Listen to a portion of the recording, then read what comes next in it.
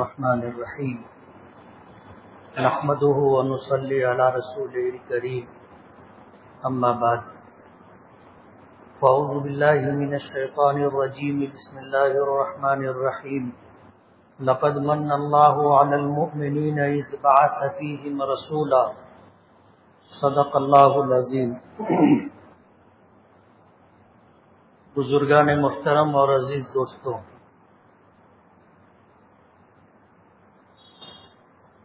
مدینہ منورہ کی حاضری ایک مستقل عبادت ہے۔ اللہ کے نبی صلی اللہ علیہ وسلم کا ارشاد مبارک ہے کہ اللہ نے جس کو حیثیت دی ہے اسے زندگی میں کم سے کم ایک مرتبہ صرف مدینہ منورہ روضہ مبارک پر حاضری کی نیت سے سفر کرنا چاہیے۔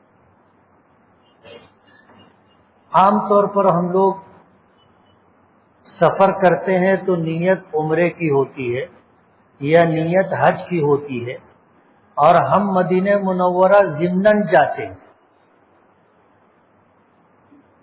تعلق اور محبت کی بات تو یہ ہے کہ آدمی کو مدینہ منورہ کا سفر مستقل کرنا چاہیے۔ پروگرام یہ ہو کہ ہمیں روضہ مبارک پر جانا ہے، جس کے لیے مدینہ منورہ کا سفر کرنا ہے۔ اللہ کے رسول صلی اللہ علیہ وسلم کا فرمان ہے کہ من زار قبری وجبت لہ شفاعتی، کہ جس نے میری قبر کی زیارت کی اس کے لیے میری شفاعت واجب ہو گئی۔ لیکن شاید ہم میں سے کوئی ایسا ہو کہ جس نے روضہ مبارک پر حاضری کی نیت سے سفر کیا اور ضمناً عمرہ کیا۔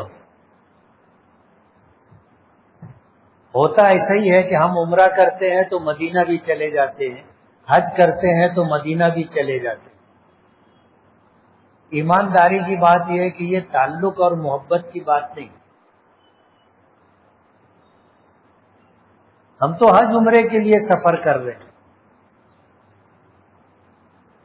اگر اللہ کے رسول صلی اللہ علیہ وسلم سے واقعی سچی محبت ہوتی تو دل میں یہ خیال آتا اور یہ چاہت اور یہ داعیہ پیدا ہوتا کہ چلو مدینہ چلیں۔ کبھی ایسا لگا ہم کو؟ کبھی ہم نے ایسا سوچا؟ یہ ہے وہ پیمانہ، معیار، کسوٹی جس کے اوپر ہم رگڑ کر کے دیکھ سکتے ہیں کہ ہم کو حضور سے واقعی محبت ہے یا نہیں۔ اللہ کے رسول صلی اللہ علیہ وسلم نے فرمایا کہ لا یؤمن احدکم حتی اکون احب الیہ من والدہ وولدہ والناس اجمعین، تم میں سے کوئی شخص اس وقت تک مومن کامل نہیں ہو سکتا جب تک کہ میں اس کے نزدیک اس کے ماں باپ سے، اس کی اولاد سے، دنیا جہاں والوں سے زیادہ محبوب نہ ہو جاؤں۔ وہاں تک ایمان کامل نہیں ہوگا۔ اور یہ روایت بخاری شریف کی روایت ہے، جس میں کسی قسم کا کوئی شک شبہ نہیں ہے، ایک دم سچی پکی حدیث ہے کہ تم میں سے کوئی اس وقت تک مومن نہیں ہو سکتا۔ علماء ترجمہ کرنے میں کامل کا لفظ بڑھاتے، حدیث میں کامل کا لفظ نہیں۔ حدیث کے الفاظ ہے لا یؤمن احدکم، تم میں سے کوئی مومن نہیں ہو سکتا، ایمان والا نہیں ہو سکتا، حتی اکون احب الیہ، یہاں تک کہ میں اس کے نزدیک من والدہ، اس کے باپ سے زیادہ، اس کی ماں سے زیادہ، وولدہ، اس کی اولاد سے زیادہ، والناس اجمعین، اور پوری دنیا والوں سے زیادہ محبوب نہ ہو جاؤں۔ وہ تو علماء نے ترجمہ کیا، اس میں کامل کا لفظ ہے، تو میں نے پہلے کامل کا لفظ بتایا کہ تم میں سے کوئی اس وقت تک مومن کامل نہیں ہو سکتا۔ حدیث میں کامل کا لفظ نہیں۔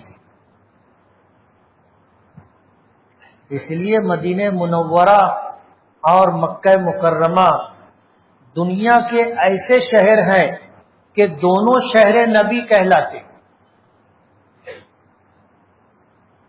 دونوں شہر نبی کہلاتے۔ ایک میں اللہ کے رسول صلی اللہ علیہ وسلم کی پیدائش ہوئی، اس کو مکہ مکرمہ کہتے، اور ایک میں آپ کا وصال ہوا، اس کو مدینہ منورہ کہتے۔ مکہ مکرمہ میں آپ کا بچپن گزرا، جوانی گزری، نوجوانی گزری، ادھیڑی گزری۔ مدینے میں آپ کا بڑھاپا گزرا۔ مدینہ منورہ میں آپ نے اپنی زندگی کے 53 سال گزارے، مکہ مکرمہ میں آپ نے اپنی زندگی کے 53 سال گزارے، مدینہ منورہ میں اپنی زندگی کے 10 سال گزارے۔ مکہ مکرمہ میں وحی کے نزول کی ابتدا ہوئی اور مدینہ منورہ میں دین کی تکمیل ہوئی۔ مکہ مکرمہ کو حضرت ابراہیم علیہ الصلوۃ والسلام نے بسایا تھا، مدینہ منورہ کو اللہ کے نبی صلی اللہ علیہ وسلم نے اپنا مسکن بنایا تھا۔ مکہ میں اگر آپ نے زندگی کا بیشتر وقت گزارا، لیکن مدینہ منورہ آپ کی آخری آرام گاہ ہے۔ علماء میں اس مسئلے کو لے کے اختلاف ہے کہ مکہ مکرمہ افضل ہے یا مدینہ منورہ افضل ہے۔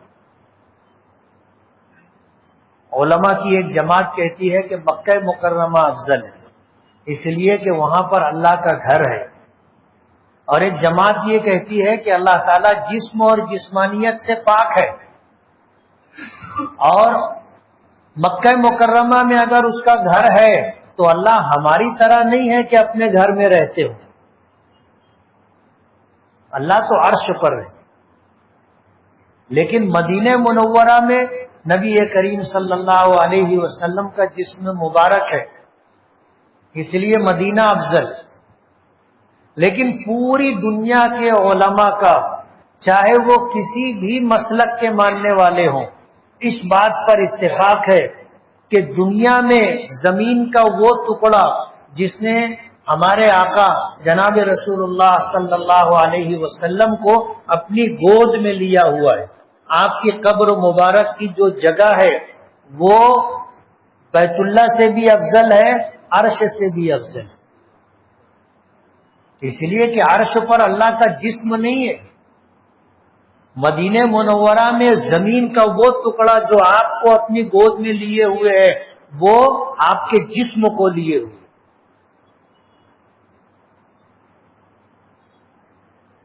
مدینہ منورہ کی حاضری کا حج سے کوئی تعلق نہیں۔ آپ نے عمرے میں کہیں مدینہ سنا، حج میں کہیں مدینہ سنا، لیکن یہ ایمان کی بات ہے کہ ہمارے عمرے اور حج کی قبولیت ہی مدینہ منورہ کی حاضری ہے۔ اللہ کے رسول صلی اللہ علیہ وسلم نے فرمایا، سب سے بڑا ظالم شخص وہ ہے جو حج کو آئے اور میری زیارت نہ کرے۔ اس سے بڑا ظالم جفاکار کون ہوگا کہ مکہ مکرمہ گئے عمرے کے لیے یا حج کے لیے اور مدینہ منورہ نہ جائیں۔ اس لیے عمرہ کرنے والے، حج کرنے والے مدینہ منورہ جاتے۔ مدینہ منورہ کا اپنا ایک الگ مقام ہے۔ مکہ مکرمہ میں اللہ کا جلال دکھتا ہے، اور مدینہ منورہ میں نبی کریم صلی اللہ علیہ وسلم کا جمال دکھتا ہے۔ مکے کے لوگوں کے مزاج میں گرمی ہے، جلال اور شدت ہے، مدینہ منورہ کے لوگوں کے مزاج میں نرمی ہے، پیار اور محبت ہے۔ آپ جاؤ گے، تھوڑا سا جائزہ لوگے تو آپ کو سمجھ میں آئے گا۔ مکہ مکرمہ میں کسی دکان میں آپ خریدی کے لیے گئے اور آپ نے ایک کے بعد 2 سے 3 مرتبہ اگر کچھ کیا تو وہ کہتا ہے اللہ رو، چلو باہر نکلو۔ تجربہ کر کے دیکھ لینا۔ مکے کے لوگ منہ نہیں لگاتے. آپ گئے, بات ہوئی, اس میں آپ اگر تھوڑا سا آگے پیچھے کرنے لگے تو بولتے ہیں اللہ رو جاؤ. لیکن مدینہ منورہ میں پیار نرمی ہے. آپ جاؤ گے وہ استقبال کرے گی, پیار محبت سے بات کرے گی. 10 مرتبہ آپ بولو 10 مرتبہ جواب دیں گے. یہ حضور کا جمال ہے.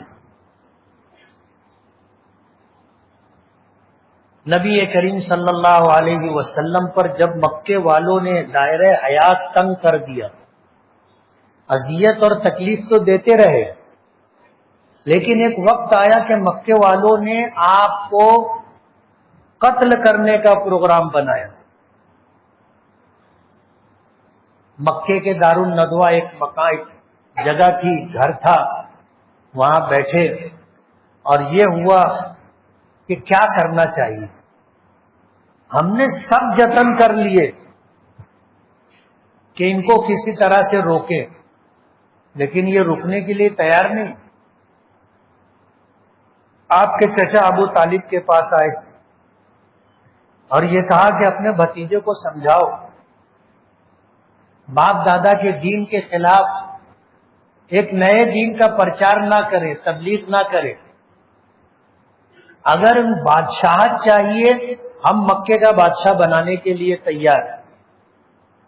مال و دولت چاہیے قدموں میں ڈھیر لگا دیں گے. کسی عورت کی خواہش ہو مکے میں جس عورت سے کہیں گے اس سے نکاح کروا دیں گے, مگر اپنے بھتیجے کو اسلام کی تبلیغ سے روکو. ابو طالب بھی آپ کے چچا تھے, انسان تھے, اور انسان متاثر ہو جاتا ہے. جب مکے کے سب سردار لوگ مل کر کے آئے اور یہ بات انہوں نے کہی تو ابو طالب بھی متاثر ہو گئے. اپنے بھتیجے کو بلایا حضور پاک صلی اللہ علیہ وسلم کو اور کہنے لگے کہ بیٹے ان بوڑھے کاندھوں پر اتنا بوجھ مت ڈالو کہ میں اسے اٹھا نہ سکوں. تو حضور پاک صلی اللہ علیہ وسلم نے پوچھا کہ چچا بات کیا ہے؟ کہا کہ یہ جو لوگ آئے ہوئے ہیں یہ مکے کے سردار ہیں, رؤسا اور امیر ہیں.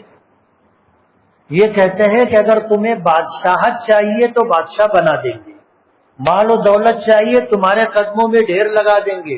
عورت کی خواہش ہو جس عورت سے کہو, جتنی عورتوں سے کہو تمہارا نکاح کروا دیں گے, مگر یہ کام ختم کرو. حضور کی آنکھوں میں آنسو آ گئے, اس لیے کہ مکے میں کوئی آپ کا مددگار نہیں تھا. جو مددگار تھے وہ اندرون خانہ آپ کی مدد کیا کرتے تھے, مکے والوں کی چوری چھپے مدد کیا کرتے تھے. اگر کوئی کھل کر کے مدد کرتا تھا تو وہ ابو طالب تھے. حضور کی آنکھوں میں آنسو ہو گئے کہ ایک ظاہری سہارا تھا ابو طالب کا, وہ بھی ختم ہو رہا ہے. لیکن حضور اللہ کے نبی تھے. کہنے لگے کہ چچا اگر یہ لوگ میرے ایک ہاتھ پر سورج اور دوسرے ہاتھ پر چاند بھی لا کر کے رکھ دیں, جو کہ یہ کر نہیں سکتے, ان کے بس کی بات نہیں ہے, لیکن میرے ایک ہاتھ میں سورج دوسرے ہاتھ میں چاند بھی لا کر کے رکھ دیں اور یہ چاہے کہ میں اس دین کی تبلیغ سے رک جاؤں تو میں رک نہیں سکتا. یا تو میں اپنا کام مکمل کر کے رہوں گا یا پھر کام کرتے کرتے میں اپنی جان قربان کر دوں گا, رکوں گا نہیں. یہ عزم اور حوصلہ دیکھ کر حضور کے چچا ابو طالب نے کہا تھا کہ بھتیجے اب تم اپنا کام کرو, جو ہاتھ تمہاری طرف اٹھے گا وہ کاٹ دیا جائے گا اور جو آنکھ تمہاری طرف اٹھے گی وہ آنکھ پھوڑ دی جائے گی. جب مکے کے سرداروں نے یہ بات سنی تو پھر اٹھ گئے, جا کے مشورہ کیا. دارالندوہ میں مشورے میں یہ بات ہوئی کہ ان کو شہر بدر کر دیں، مکے سے نکال دیں، یہ نہ مکے میں رہیں گے نہ ہمارا ٹینشن رہے گا۔ لوگوں کو بات سمجھ میں آنے لگی تو ایک بوڑھا نجدی وہاں بیٹھا ہوا تھا، اس نے کہا کہ اس رائے سے مجھے اتفاق نہیں، تم نکال دو گے وہ یہی کام مکے سے باہر جا کے کریں گے، اور ایک وقت آئے گا کہ ان کے ماننے والے اتنے ہو جائیں گے اور اتنے طاقتور ہو جائیں گے تو وہ واپس مکہ آئیں گے تو ہم روک نہیں سکیں گے، اس لیے یہ رائے اچھی نہیں۔ لوگوں کو یہ بات سمجھ میں آئی تو پھر کسی نے مشورہ دیا کہ ان کو نظر بند کر دیں، ان کو ان کے گھر میں قید کر دیں، یا ان کو ہم قید خانے میں ڈال دیں کہ یہ باہر ہی نہیں نکلیں گے تو پھر تبلیغ کیسے کریں گے۔ تو وہ نجدی پھر اٹھا اور کہنے لگا کہ یہ بات بھی برابر نہیں، تم کیا سمجھتے ہو کہ تم ان کو قید کر دو گے تو وہ قید میں رہیں گے، ان کے خاندان اور قبیلے کے لوگ آئیں گے، لڑ کر کے دروازہ توڑ کر کے نکال کے لے کے چلے جائیں گے۔ ان کا قبیلہ کوئی کمزور قبیلہ نہیں ہے، پورے عرب کے اندر سب سے معزز قبیلہ ہے قبیلہ قریش، اور تم ان کے کسی ایسے آدمی کو جس پر پورا قبیلہ ناز کرتا ہے تم قید کر دو گے اور وہ خاموش بیٹھے رہیں گے۔ پھر کسی نے کہا کہ کیا کرنا چاہیے، تو اس بوڑھے نجدی نے کہا کہ اشارے سے قتل کر دو۔ اب سب سناٹے میں آ گئے کہ اگر ہم قتل کریں گے تو ان کا قبیلہ ہم سے قصاص لے گا، قتل کے بدلے میں قتل۔ تو اس نے مشورہ یہ دیا کہ ایک آدمی نہ قتل کرے، عرب کے تمام قبیلوں سے ایک ایک نوجوان کو لیا جائے اور یہ سب مل کر کے جا کر کے گھر کو گھیر لیں، اور جب صبح وہ گھر سے نکلیں تو ایک ساتھ ان کے اوپر دھاوا بول دی۔ ظاہر بات ہے جب سب مل کر کے قتل کریں گے تو قبیلہ قریش اکیلا تمام قبیلوں سے جنگ نہیں کر سکے گا، پھر ہوگا یہ کہ قتل کے بدلے میں قتل نہیں، قتل کے بدلے میں دیت، 100 اونٹ لینے پر وہ مجبور ہو جائیں گے اور ہم سب مل کر کے دیت میں 100 اونٹ دے دیں گے، قصہ ختم ہو جائے گا۔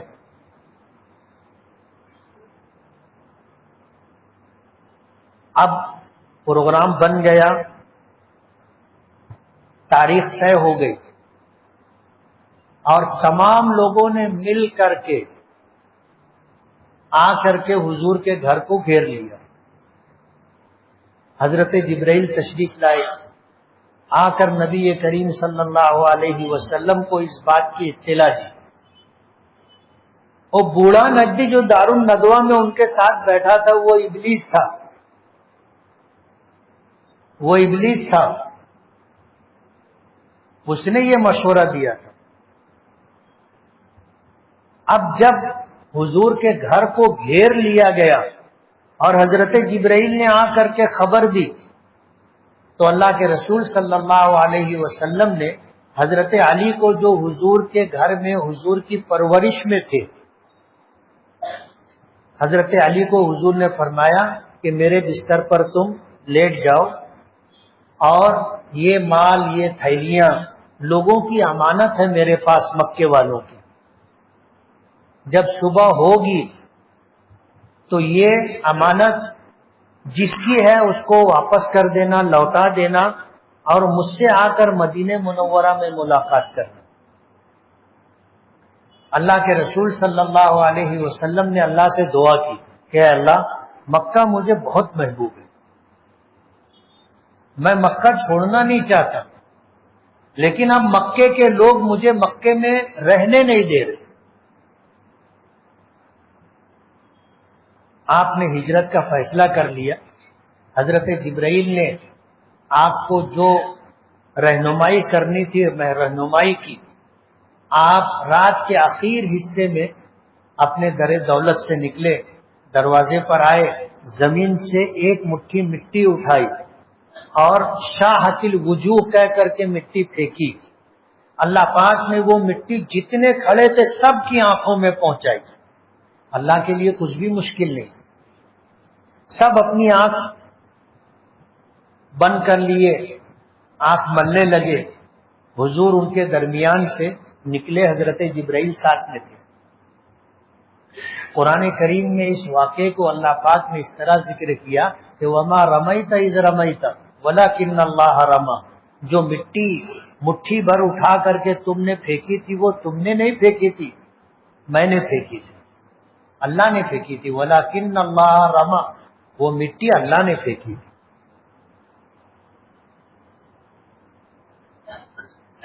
حضور پاک صلی اللہ علیہ وسلم حضرت ابو بکر صدیق کے پاس تھے اور پہلے سے انہیں اس بات کی اطلاع دے دی تھی کہ ہمیں مکے سے ہجرت کرنا ہوگی۔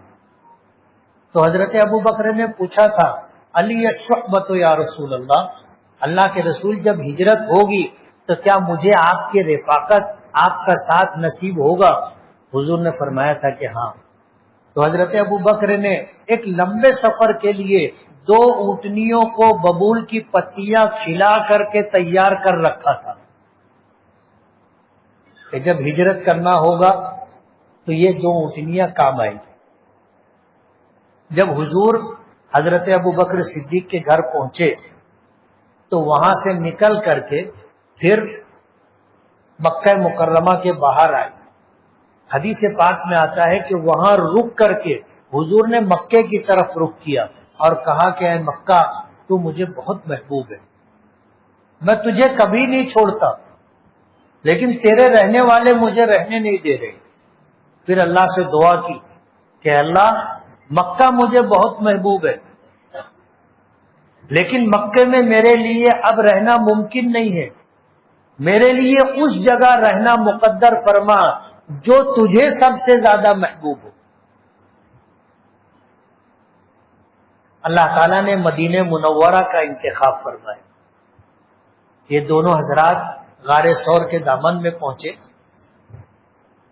حضرت ابو بکر نے حضور سے عرض کیا کہ اللہ کے رسول، ہم میں ایسے لوگ ہیں جو قدموں کے نشانات دیکھ کر سمجھ جاتے ہیں کہ اس راستے سے کون گیا ہے، تو آپ میرے کاندھوں پر بیٹھ جائے اور میں آپ کو اوپر لے کر کے چلوں۔ تو حضرت ابو بکر نے حضور کو اپنے کاندھے پر بٹھایا اور غار ثور پر، جبل ثور پر چڑھے اور غار ثور تک آپ کو پہنچایا۔ اور جب اس غار پر پہنچے تو حضرت ابو بکر صدیق نے فرمایا کہ آپ رکو، میں پہلے صفائی کر لوں۔ حضرت ابو بکر اندر گئے، انہوں نے پورا غار صاف کیا، سوراخ تھے، بلیں تھی، اپنی چادر کو پھاڑ پھاڑ کر کے سب سوراخ کو بند کیا۔ کپڑا ختم ہو گیا، ایک سوراخ باقی رہ گیا۔ حضور سے عرض کیا کہ اللہ کے رسول تشریف لائیے۔ حضور تھک گئے تھے، رات کی بیداری تھی۔ حضرت ابو بکر فرماتے ہیں کہ میں بیٹھ گیا اور حضور نے میرے زانوؤں پر سر رکھ کر کے آرام کرنے کے لیے لیٹ گئے۔ ایک سوراخ جو باقی تھا میں نے اس کے اوپر اپنا پیر رکھ دیا۔ کہتے ہیں کہ تھوڑی دیر کے بعد پیر میں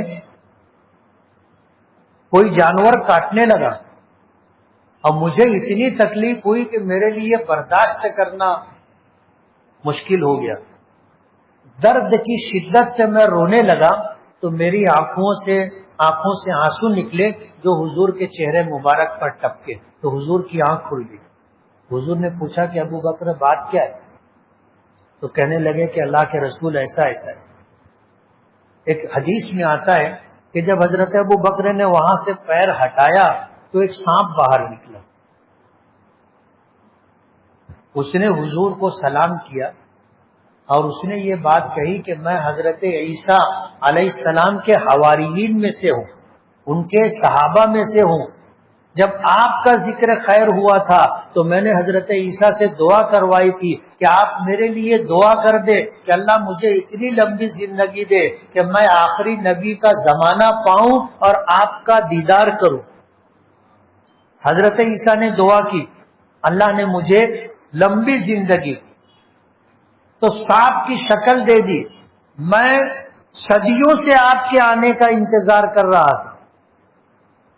مجھے بتایا گیا تھا کہ آپ اس غار میں آئیں گے تو میں اس غار میں آپ کے آنے کا انتظار کر رہا تھا، اور جب آپ آئے تو میرے نکلنے کا راستہ بند تھا. مجبوراً مجھے پیر میں کاٹنا پڑا. حضور پاک صلی اللہ علیہ وسلم نے اپنے منہ سے لعاب دہن نکالا اور حضرت ابو بکر صدیق کے پیروں میں جہاں سانپ نے کاٹا تھا وہاں پر لگایا. اللہ نے شفا عطا فرمائی. غار میں تھے.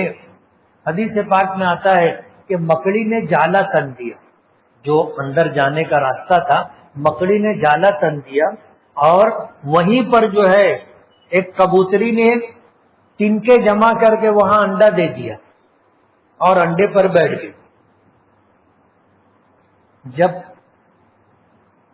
صبح ہوئی اور وہ لوگ جو آپ کا در دولت گھیر کر کے رکھے تھے آپ کو قتل کرنے کے ارادے سے، حضور باہر نہیں نکلے تو وہ لوگ دیواروں سے جھانک کر کے دیکھے کیا ہے، تو دیکھا کہ بستر پر کوئی سویا ہوا تھا. اٹھایا تو وہ حضرت علی تھے. پوچھا، بولا تو چلے گئے. حضرت علی نے سب کی امانت واپس کی. امانت واپس کی. حضرت علی سے کسی نے پوچھا کہ جب تمہیں معلوم تھا کہ اس بستر پر جو سوئے گا اسے قتل کر دیا جائے گا تو تمہیں نیند آئی تھی؟ تو حضرت علی نے فرمایا، خدا کی قسم اس رات جیسی نیند آئی تھی اس سے پہلے زندگی میں کبھی ایسی نیند نہیں آئی. تو لوگوں نے پوچھا کہ ایسا کیسے؟ کہا کہ میرے آقا نے یہ بات کہی تھی کہ یہ لوگوں کی امانتیں ہیں، اس بستر پر آرام کرو، صبح ہوگی لوگوں کی امانتیں واپس کرنا اور مدینہ منورہ آ کر کے ملاقات کرنا. تو یہ ایمان کی بات تھی، یقین کی بات تھی کہ مدینہ پہنچنے سے پہلے میں مروں گا نہیں. آج کی رات ہم میں سے صبح کون دیکھے گا؟ کوئی بول سکتا ہے؟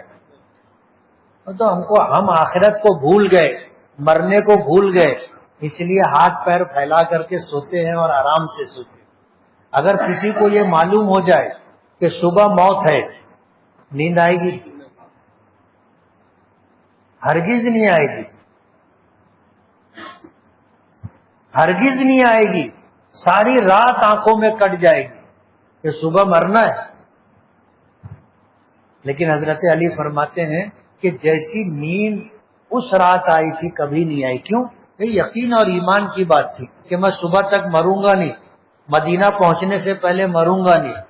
یہ آرام سے سویا تھا. لوگوں کی امانتیں دینے کی ذمہ داری حضور نے دی تھی. جب تک وہ ذمہ داری پوری نہیں ہوتی میں مرتا نہیں. ادھر غار ثور میں حضرت ابو بکر اور حضور پاک صلی اللہ علیہ وسلم جب یہاں یہ ہوا کہ نکل گئے تو مکے کے چاروں طرف لوگ تلاش کرنے کے لیے نکل پڑے کہ گئے کدھر. کچھ لوگ تھے قدموں کا نشان دیکھ کر کے سمجھ گئے کہ اس راستے پر گئے، اور چلتے چلتے جبل ثور کے دامن تک آئے. وہاں آ کر کے دیکھا کہ ایک آدمی کے قدموں کے نشانات غائب ہیں. یہ وہ جگہ تھی جہاں حضرت ابو بکر نے حضور کو اپنے کاندھوں پر اٹھا لیا. لیکن وہ لوگ پھر بھی ڈھونڈتے ڈھونڈتے ڈھونڈتے ڈھونڈتے غار تک پہنچ گئے. اور غار پر پہنچ کر کے جب انہوں نے دیکھا کہ غار کے اوپر مکڑی کا جالا ہے اور وہاں پر کبوتری انڈا دے کے بیٹھی ہے، تو کوئی بھی ہوتا تو اس کے ذہن میں یہی بات آتی کہ اگر کوئی اندر جاتا یا اندر سے باہر آتا تو یہ جالا سلامت نہیں رہتا، برابر۔ اس لیے اندر کوئی ہوگا، ان کے تصور میں یہ بات نہیں۔ وہ لوگ تلاش کیے۔ حضرت ابو بکر کہتے ہیں کہ میں ایسے لوگوں کا دیکھ رہا تھا، ان کے پیر مجھ کو نظر آ رہے تھے۔ غار ثور کسی نے دیکھا ہے؟ اندر جاؤ گے، اندر جا کر کے ایسے اوپر کی طرف دیکھنا پڑے گا، یعنی گھسنے کا جو راستہ ہے تھوڑا سا غار ایسے اندر کی طرف۔ تو حضرت ابو بکر فرماتے ہیں کہ میں ایسے ان کے قدموں کو دیکھ رہا تھا اور ان کی آواز سن رہا تھا، اور یہ بھی فرمایا کہ اگر ان میں سے کوئی ایسے نیچے دیکھ لیتا تو ہم لوگ دکھ جاتے، ایسے نیچے دیکھتے تو ہم لوگ دکھ جاتے۔ حضرت ابو بکر گھبرا گئے اور حضور پاک صلی اللہ علیہ وسلم سے آہستہ سے کہا کہ اللہ کے رسول، دشمن آ گئے۔ تو حضور نے فرمایا کہ لا تحزن ان اللہ معنا، ابو بکر گھبراؤ مت، اللہ ہمارے ساتھ ہے۔ اور یہ قرآن کریم میں موجود ہے جو میں کہہ رہا ہوں، لا تحزن ان اللہ معنا، گھبرا مت، اللہ ہمارے ساتھ ہے۔ وہ لوگ آئے، گھومے گھامے، واپس چلے گئے۔ اس غار میں حضرت ابو بکر اور نبی کریم صلی اللہ علیہ وسلم 3 دن 3 رات تک رکے رہے۔ حضرت ابو بکر کے بیٹے عبد الرحمن، وہ مکے سے بکریاں لے کر چرانے کے لیے آتے تھے اور جبل ثور کے دامن میں آتے تھے، بکریوں کو ادھر ادھر ان کا دودھ نکالتے تھے اور غار تک پہنچاتے تھے۔ حضور اور حضرت ابو بکر وہ دودھ پیتے تھے اور وہاں پر غار میں چھپے ہوئے۔ حضرت عبد الرحمن رات میں جہاں ایسے لوگ بیٹھتے تھے اکٹھا ہو کر کے، تو سب جگہ جا کر کے بیٹھتے تھے اور سب کی بات سنتے تھے، کیا چل رہا ہے، سب کی بات سن کر کے رات بھر کی بات کی خبر حضور تک پہنچاتے تھے۔ مکے والوں نے اعلان کر دیا کہ حضور کو زندہ یا مردہ جو بھی لے کر کے آئے گا اس کو 100 اونٹوں کا انعام دیں گے، اور 100 اونٹ معمولی انعام نہیں ہے۔ جس کو دیکھو وہ چاروں طرف لوگ نکل گئے نا ڈھونڈنے کے لیے۔ 1 دن ہو گیا، 2 دن ہو گیا، 3 دن ہو گیا، چوتھے دن حضرت عبد الرحمن حضور ابو بکر کے بیٹے دونوں اونٹنیاں لے کر کے آئے اور پھر یہ دونوں حضرات اونٹنیوں پر بیٹھے۔ ابو بکر صدیق کے ساتھ ان کا غلام بھی تھا اور ایک دلیل تھا، رہبر، راستہ بتانے والا۔ اللہ کے رسول صلی اللہ علیہ وسلم نے عام راستہ جو مکے سے مدینہ جاتا تھا وہ چھوڑ دیا تھا، تلاش کرنے والے تو راستوں پر تلاش کریں گے، تو جنگلوں میں سے، ریگستانوں میں سے، پہاڑوں میں سے جو راستہ مکے سے مدینہ جانے کا ہو سکتا تھا اس راستے سے حضور گزرے۔ ظاہر بات ہے جو ماہر ہوگا، راستوں کا جانکار ہوگا، وہی لے جا سکتا تھا، ورنہ ریگستانوں میں اگر آدمی بھٹکا تو مر جاتا ہے، ریگستان سے نکل نہیں پاتا۔ ایک عبداللہ ابن اریقط نام کے ایک رہبر کو جو راستے کی جانکاری رکھتا تھا، اس کو اجرت پر، مزدوری پر ساتھ میں لیا اور چلے 14 دن سفر کر کے قبا پہنچے۔ قبا میں قیام کیا اور پھر قیام کرنے کے بعد وہاں مسجد قباء کی بنیاد ڈالی، مسجد تعمیر کی، اس کے بعد چلے اور مسجد جمعہ کی تعمیر کی۔ جب اللہ کے رسول صلی اللہ علیہ وسلم مکے سے نکلے تھے تو مدینے والوں کو خبر ہو گئی تھی اور وہ لوگ انتظار کر رہے تھے۔ روزانہ صبح آتے تھے، اس راستے پر رکتے تھے جو مکے سے آتا ہے، اور انتظار کرتے رہتے تھے۔ جب دھوپ تیز ہو جاتی تھی تو واپس اپنے گھر چلے جاتے تھے، روز کا معمول تھا۔ ایک دن واپسی کا ارادہ کر رہے تھے تو یہودیوں میں سے ایک یہودی جو اپنے قلعے کی دیوار پر کھڑا تھا، اس نے آتا ہوا دیکھا 2 اونٹوں پر سوار لوگوں کو، تو اعلان کیا، چلایا زور سے کہ تم جس کا انتظار کر رہے تھے وہ آ رہے۔ تو اہل مدینہ آپ کے استقبال کے لیے وہاں کھڑے ہو گئے۔ بچے نظم گانے لگے، طلع البدر علینا من ثنیات الوداع۔ حضور کے استقبال میں استقبالیہ نظم پڑھ رہے تھے، اور مدینہ کا ہر شخص یہ چاہتا تھا کہ اللہ کے رسول میرے مہمان بنے، میرے گھر میں رکے۔ آپ کی اونٹنی جو ہی مدینے میں داخل ہوئی، اونٹنی کی لگام پکڑ کر کے ہر گھر پر جو آدمی کھڑا تھا وہ کہتا تھا کہ اللہ کے رسول، یہ جان بھی آپ کی ہے اور یہ مال بھی آپ کا ہے، آپ ہمارے گھر قیام کریں۔ حضور پاک صلی اللہ علیہ وسلم نے حضرت جبرائیل کے مشورے سے یہ بات کہی،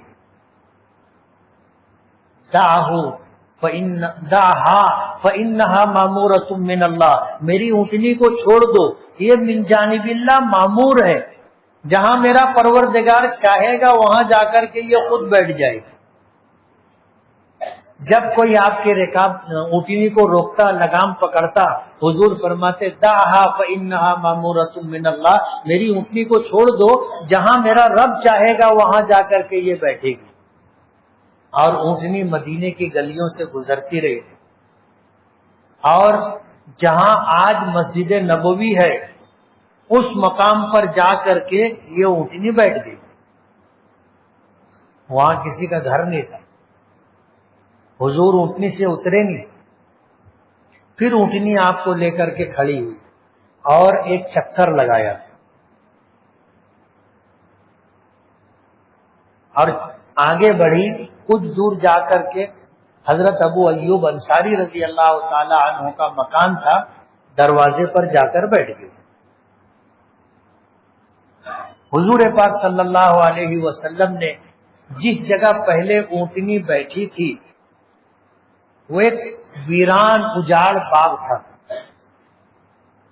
جس میں زمانے جاہلیت کی قبریں بھی تھی۔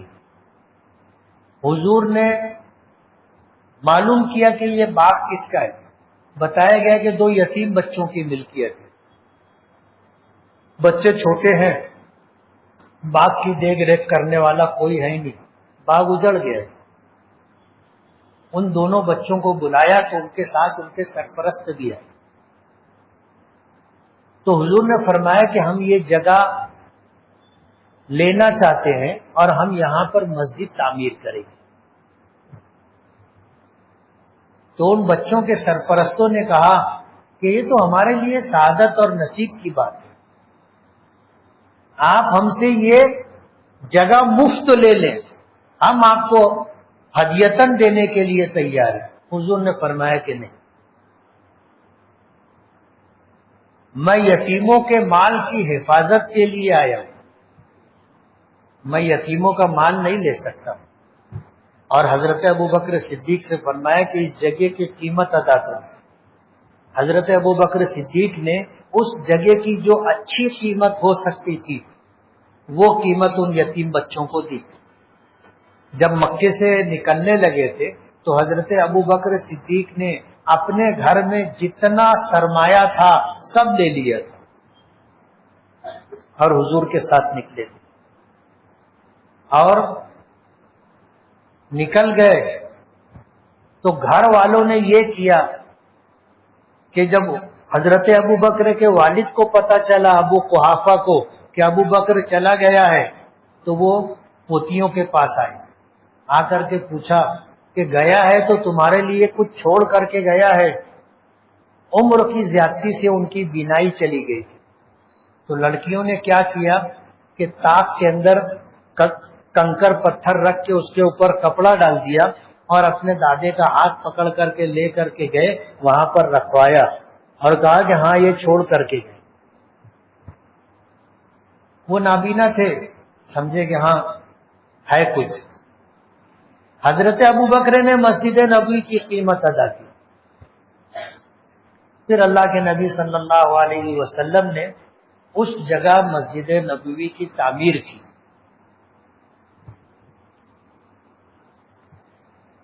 تو مدینہ منورہ ایسی مقدس سرزمین ہے کہ جو حضور کی دعا کے اعتبار سے پوری دنیا میں سب سے زیادہ اللہ کو محبوب ہے، اور قیامت تک نبی کریم صلی اللہ علیہ وسلم وہاں آرام فرما رہیں گے، قیامت تک۔ درمیان میں سلطان صلاح الدین ایوبی کے زمانے میں عیسائیوں نے یہ پروگرام بنایا تھا کہ حضور کے جسم مبارک کو نکال کر کے لے جائے اور پھر مسلمانوں سے بحث کرے کہ اگر یہ اللہ کے نبی تھے تو ان کا جسم موجود ہوگا، کھود کر دیکھو، نہیں رہے گا تو یہ پھر مسلمان نہیں رہیں گے۔ تو دو یہودی اور دو عیسائی مدینہ منورہ آ کر کچھ دور پر قبر مبارک سے مکان کرائے پر لے کر کے وہاں رہنے لگے۔ رات میں کھدائی کرتے تھے، مٹی نکالتے تھے اور جنت البقیع قبرستان میں لا کے ڈالتے تھے، اور اہل مدینہ کو کھانا بھی کھلاتے تھے، کپڑا بھی دیتے تھے، مال بھی دیتے تھے۔ تو پورے مدینے میں لوگ ان سے بہت زیادہ متاثر تھے، اور ان کا حلیہ، ان کا رہن سہن، مدینے کے لوگ بہت متاثر بھی تھے۔ نبی کریم صلی اللہ علیہ وسلم کی قبر مبارک تک پہنچنے کے لیے انہوں نے گھر کے اندر گڑھا کھودا، نیچے سرنگ بنائی اور قبر مبارک تک پہنچ گئے۔ اتنے قریب پہنچ گئے کہ ایک پیر نظر آنے لگا۔ سلطان نور الدین زنگی، انہوں نے حضور کو خواب میں دیکھا۔ حضور نے فرمایا کہ نور الدین، ان دونوں آدمیوں سے مجھے بچاؤ۔ دونوں کی شکل و صورت شباہت بتائی۔ نور الدین زنگی نے خواب میں یہ دیکھا، حضور کو یہ کہتے ہوئے ہڑبڑا کر کے آنکھ کھل گئی، اٹھ گئے۔ صبح تک نیند نہیں آئی۔ صبح ہوئی، انہوں نے کہا کہ سفر کی تیاری کرو، اور مدینہ منورہ کے لیے مصر سے مدینہ منورہ کا سفر کیا۔ مدینہ منورہ آنے کے بعد اپنے طور پر جانکاری کی کوشش کرتے رہے، کچھ پتہ نہیں چلا۔ انہوں نے پورے مدینے کے لوگوں کو کھانے کی دعوت دی اور یہ انتظام کیا کہ کوئی بھی باقی نہ رہے۔ اہل مدینہ کو کھانے پر بلایا، ایک طرف سے آنا اور دوسری طرف سے نکلنا، یہ انتظام کیا، اور نکلنے کے دروازے پر خود کھڑے رہے۔ ہر نکلنے والے کی شکل غور سے دیکھتے تھے۔ سب آئے، کھا کے چلے گئے، وہ دونوں شکلیں نظر نہیں آئی۔ تو مدینے کے ذمہ داران سے پوچھا کہ کوئی باقی رہ گیا؟ بولے کوئی باقی نہیں۔ تحقیق کرتے رہے تو کسی نے بتایا کہ ہاں 2 آدمی باقی رہ گئے، لیکن وہ کسی کے یہاں جاتے نہیں ہیں، کسی سے ملتے نہیں ہیں، کسی کا کھاتے نہیں ہیں، اور اہل مدینہ پر ان کی داد و دہیش ہے، غریبوں کی مدد کرتے ہیں، کپڑا دیتے ہیں، پیسہ دیتے ہیں، اناج دیتے ہیں، وہ نہیں آئیں گے۔ تو سلطان نور الدین زنگی نے کہا کہ مجھے لے چلو ان کے پاس، میں چلتا ہوں۔ گئے، ان دونوں کو دیکھا، دیکھتے ہی پہچان گئے کہ ہاں یہی دو شکل ہے جو حضور نے بتائی۔ فوجیوں سے کہا کہ دونوں کو گرفتار کر لو۔ مدینے میں شور ہو گیا، یہ کیا ہے؟ لیکن ان کو گرفتار کیا گیا۔ پھر جب ان کے گھر کی تلاشی لی گئی تو کچھ ملا نہیں، لیکن زمین پر جو بچھا ہوا تھا، جب چٹائی اٹھائی، نیچے دری تھی وہ اٹھائے تو نیچے لکڑی کا تختہ تھا، وہ ہٹائے تو وہاں پہ گڑھا تھا۔ روشنی کا انتظام کر کے گڑھے میں اترے تو وہ سرنگ میں سے گزر کر کے جب قبر مبارک کی طرف وہ سرنگ بڑھ رہی تھی پہنچے تو جا کر کے دیکھا کہ ایک پیر بایاں نظر آ رہا تھا۔ اہل مدینہ کو، علماء کو بلایا اور دکھایا کہ دیکھو یہ کس کا قدم۔ انہوں نے دیکھ کر کے کہا کہ یہ تو حضرت عمر کا قدم لگتا ہے۔ قبر مبارک ایسے ہی کہ حضرت عمر کی قبر ہے، پھر حضرت ابو بکر کی قبر ہے، پھر حضور کی قبر ہے، تو یہاں تک آ گئے تھے وہ لوگ۔ سلطان نور الدین زنگی نے اہل مدینہ کو یہ بتایا، اور آپ کے قبر مبارک کے چاروں طرف اتنا گہرا گڑھا کھدوایا کہ زمین سے پانی نکل آئے، پھر چاروں طرف جو ہے سیسا پگھلا کر کے زمین کے برابر اس کو بھر دیا کہ قیامت تک کوئی نیچے سے نہ آ سکے۔ پھر ان دونوں کنجی آنکھوں والے عیسائیوں کو قتل کرنے کا فیصلہ صادر کیا۔ تو اس سرزمین پر قیامت تک حضور آرام فرما رہیں گے، اور جب قیامت آئے گی تو اپنی قبر سے اٹھیں گے، ابو بکر و عمر ساتھ ہوں گے، اور پھر ان کو لے کر کے جنت البقیع، پھر بقیع قبرستان میں جتنے مدفون ہیں ان کو ساتھ لیں گے، پھر جنت المعلا وہاں جتنے مدفون ہیں ان کو ساتھ لیں گے، اور پھر میدان محشر پہنچیں گے۔ اسی لیے لوگ تمنا کرتے ہیں کہ اللہ جنت البقیع کی مٹی عطا فرما، حضور کے قدموں میں دفن ہونا نصیب فرما، کل قیامت کے دن حضور کا ساتھ ملے گا۔ مکہ مکرمہ کے قبرستان میں حضور کے خاندان کے لوگ مدفون، اور مدینہ منورہ میں آپ کی بیویاں، آپ کی اولاد، بیٹیاں، بیٹے، اور خود حضور وہاں آرام کر رہے۔ تو مکہ بھی افضل ہے، مدینہ بھی افضل ہے۔ مدینہ منورہ کی حاضری معمولی بات نہیں ہے، اس لیے میں نے شروع میں یہ بات کہی کہ ایک مرتبہ صرف مدینہ منورہ کے حاضری کی نیت سے سفر کرنا چاہیے، تاکہ حضور کی وہ حدیث ہم پر صادق آ جائے کہ جس نے میری قبر کی زیارت کی اس کے لیے میری شفاعت واجب ہوگی۔ ہم حج کر لیں گے، کچھ لوگوں کو حج سے پہلے مدینہ جانا ہوگا، کچھ کو حج کے بعد مدینہ جانا ہوگا۔ اپنی مرضی کا اگر سفر ہو تو حج کے بعد مدینہ منورہ جانا چاہیے۔ حج کر کے آدمی گناہوں سے پاک و صاف ہو جاتا ہے، اور پاک و صاف ہو کر کے پاک و صاف کی خدمت میں در دولت پر پہنچے، یہ ہونا چاہیے۔ لیکن ظاہر بات ہے آج اپنے اختیار کی بات نہیں رہی، آج جو شیڈول بنتا ہے گورنمنٹ کی طرف سے ہم اس کے پابند رہتے ہیں۔ تو مدینہ منورہ کی حاضری اپنی دنیا اور آخرت کی شادابی ہے، اور حضور کی شفاعت کے حصول کا ذریعہ ہے۔ کل قیامت کے دن حضور کی شفاعت نصیب ہوگی تو ہم جنت میں جائیں گے۔ حضور نے فرمایا نا کہ کوئی بھی شخص اپنے اعمال کی بدولت جنت میں نہیں جائے گا۔ تو حضرت عائشہ صدیقہ رضی اللہ تعالی عنہا نے حضور سے پوچھا تھا کہ اللہ کے رسول آپ بھی؟ تو حضور نے فرمایا نعم حتی غشیتنی رحمت ربی، ہاں ہاں میں بھی، جب تک مجھے میرے پروردگار کی رحمت ڈھانپ نہیں لے گی جنت میں نہیں جا سکوں گا۔ اللہ کی رحمت سے جنت میں جائیں گے، اور اللہ کی رحمت کس کو ملے گی؟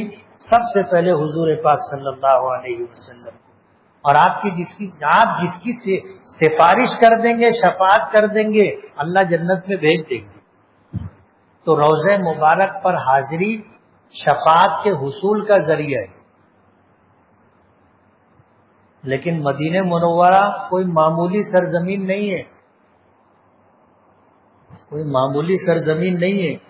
کسی نے کہا ہے کہ ادب گاہست زیر آسماں از عرش نازک تر، نفس گم کردہ می آید جنید و بایزید اینجا۔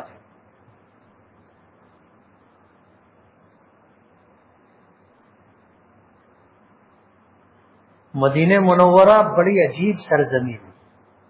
کسی شاعر نے کہا ہے کہ آہستہ قدم نیچی نگاہ پست صدا ہو، آہستہ قدم نیچی نگاہ پست صدا ہو، خوابیدہ یہاں روح رسول عربی ہے، اے زائر بیت نبی یاد رہے یہ بے قاعدہ جنبش لب یہاں بے ادبی ہے۔ مدینہ منورہ کی حاضری کوئی معمولی بات نہیں ہے۔ جن لوگوں نے حاضری دی ہے اور جن کو اللہ نے نوازا تھا، جو محسوس کر سکتے تھے، انہوں نے عجیب و غریب واقعات ذکر کیے۔ حضرت نانوتوی رحمت اللہ علیہ مدینہ منورہ حاضر ہوئے، مولانا محمد قاسم نانوتوی، جنہوں نے دارالعلوم دیوبند کی بنیاد رکھی۔ جب وہاں پہنچے اور لوگوں نے ان کا چمکتا ہوا چہرہ دیکھا حاضری کے بعد، تو بڑا چہرہ جو ہے بڑا منور تھا، بڑا تر و تازہ تھا۔ کسی نے پوچھا کہ کیا بات ہے؟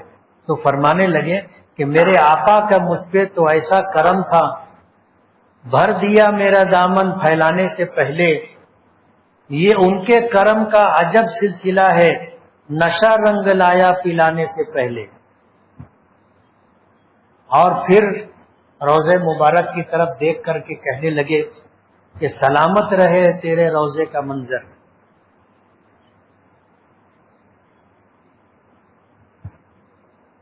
سلامت رہے تیرے روضے کا منظر،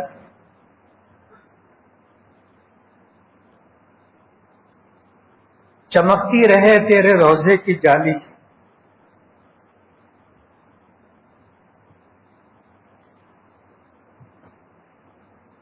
ہمیں بھی عطا ہو وہ شوق ابو ذر، ہمیں بھی عطا ہو وہ روح بلالی۔ اور پھر جب مدینہ منورہ سے رخصت ہونے لگے تو یہ کہنے لگے کہ ہزاروں بار تجھ پر اے مدینہ میں فدا ہوتا، ہزاروں بار تجھ پر اے مدینہ میں فدا ہوتا، جو بس چلتا تو مر کر بھی نہ تجھ سے میں جدا ہوتا۔ کسی شاعر نے مدینہ منورہ کے متعلق کہا کہ سوچتا ہوں میں تب جنم لیتا، سوچتا ہوں میں تب جنم لیتا، جانے پھر کیا سے کیا ہوا ہوتا، چاند ہوتا تیرے زمانے کا، تیرے ہاتھوں سے میں بٹا ہوتا، پانی ہوتا وہاں کے چشموں کا، تیرے قدموں پہ بہہ گیا ہوتا، ٹکڑا ہوتا میں ایک بادل کا، ساتھ تیرے میں گھومتا ہوتا، پیڑ ہوتا کھجور کا کوئی، جس کا پھل تو نے کھا لیا ہوتا، تیرے حجرے کے آس پاس کہیں میں کوئی کچا راستہ ہوتا، تیرے حجرے کے آس پاس کہیں میں کوئی کچا راستہ ہوتا، خاک ہوتا میں تیری گلیوں کی، خاک ہوتا میں تیری گلیوں کی، تیرے قدموں کو چومتا ہوتا۔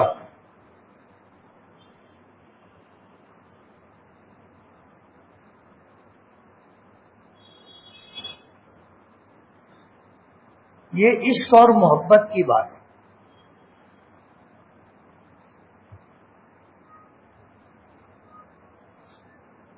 کہنے والوں نے تو پتہ نہیں کیا کیا کہا ہے، ہم تو سوچ بھی نہیں سکتے۔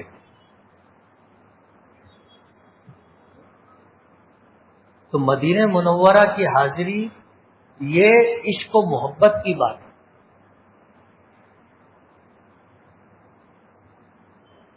اللہ نصیب سے ہم کو پہنچائے اور ہماری حاضری اللہ قبول فرما لے۔ جب مکہ مکرمہ سے روانگی ہو تو مدینہ منورہ حاضری کے لیے ایک نیا جوڑا لے کر کے جانا چاہیے۔ اگر دیکھا جائے تو مدینے کی حاضری ہی زندگی کی عید ہے۔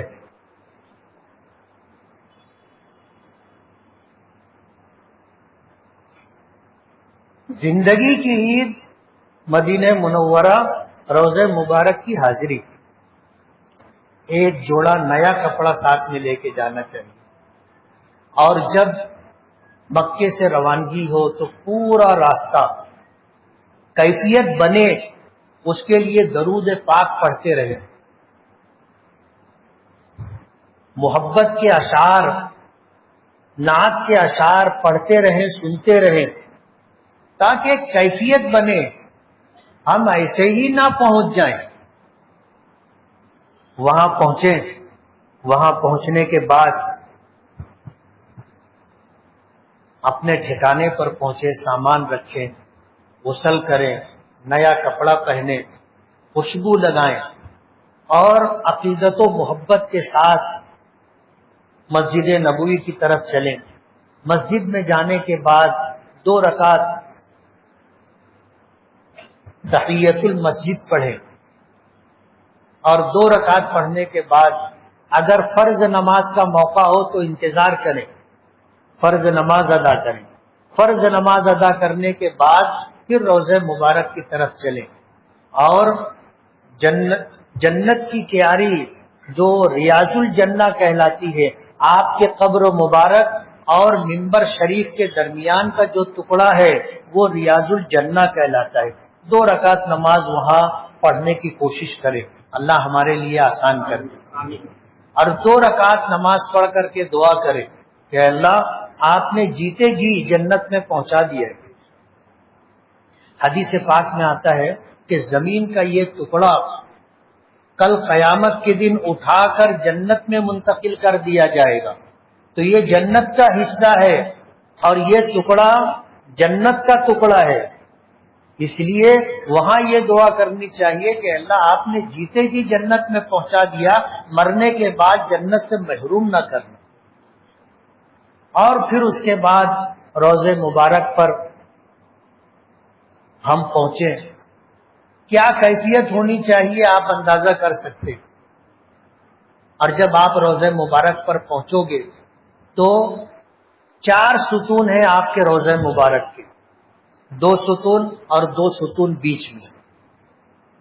پہلے ستون سے دوسرے ستون تک کسی کے قبر نہیں، دوسرے سے تیسرے ستون تک تینوں کی قبریں ہیں۔ حضور پاک صلی اللہ علیہ وسلم، حضرت ابو بکر، حضرت عمر، اور تیسرے ستون سے چوتھے ستون تک کسی کی قبر نہیں، بس بیچ کے دونوں ستونوں کے درمیان ہے، اور جو جالی ہے اس جالی میں چاند کی طرح ایک سوراخ ہے، چاند کی طرح اس کو گھیرا گیا ہے۔ یہ وہ جگہ ہے جو حضور کے چہرے مبارک کے سامنے ہے۔ وہاں کھڑے ہو کر کے اتنی آواز سے السلام علیکم یا رسول اللہ، السلام علیکم یا حبیب اللہ، السلام علیکم یا خیر خلق اللہ، اتنی آواز سے کہنا چاہیے کہ ہماری آواز وہاں تک پہنچ جائے۔ نہ چلانا ہے اور نہ بدبدانا ہے، منہ میں سلام نہیں کرنا ہے، اتنی آواز سے سلام کرنا ہے کہ اندر آواز پہنچ جائے۔ حدیث پاک میں آتا ہے کہ اللہ پاک نے کچھ فرشتے مقرر کر رکھے ہیں جن کو سیاحین کہا جاتا ہے، جو پوری دنیا میں گھومتے رہتے ہیں، اور جہاں کہیں صلاۃ و سلام پڑھا جاتا ہے، جہاں کہیں درود پاک پڑھا جاتا ہے، فرشتے لے جا کر کے نام کے ساتھ پہنچاتے ہیں کہ فلاں ابن فلاں نے آپ پر درود بھیجا ہے، فلاں ابن فلاں نے آپ پر سلام بھیجا ہے۔ ساری زندگی ہم یہاں پڑھتے تھے، ہماری آواز نہیں پہنچتی تھی وہاں تک، فرشتے پہنچاتے تھے، اب اللہ نے نصیب سے ہم کو پہنچا دیا ہے، تو اتنی آواز سے سلام کرنا چاہیے کہ فرشتوں کو پہنچانے کی نوبت نہ آئے، ہمارا سلام خود نبی کریم صلی اللہ علیہ وسلم سنے اور آپ کا جواب ہمیں نصیب ہو جائے۔ سلام کیا ہے آپ کو معلوم ہے؟ دعا ہے۔ ہم کہتے ہیں السلام علیکم ورحمۃ اللہ وبرکاتہ، اس کا مطلب یہ ہے کہ تم پر اللہ کی طرف سے سلامتی، رحمت اور برکت نازل ہو۔ ہم جب حضور پہ سلام پیش کریں گے، حضور کہیں گے وعلیکم السلام ورحمۃ اللہ وبرکاتہ، حضور کی دعا ہے کہ تم پر اللہ کی طرف سے سلامتی، رحمت اور برکت نازل ہو۔ یہ موقع کہاں ملے گا آپ کو؟ اللہ نے نصیب سے پہنچا دیے۔ سلام پیش کرے اور عرض کرے کہ اللہ کے رسول آپ کی بارگاہ میں آئے ہیں، گنہگار ہیں،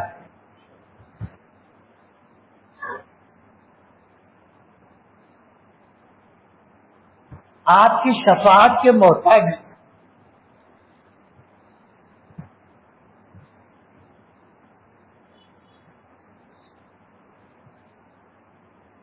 آپ نے فرمایا ہے کہ جو میری قبر پر حاضر ہوگا، میری قبر کی زیارت کرے گا، اس کے لیے میری شفاعت واجب ہو جائے گی۔ میں آپ کی شفاعت کا محتاج ہوں، آیا ہوں، گنہگار صحیح، مجھے اپنی شفاعت سے محروم مت کرنا۔ پھر حضور سے گزارش کریں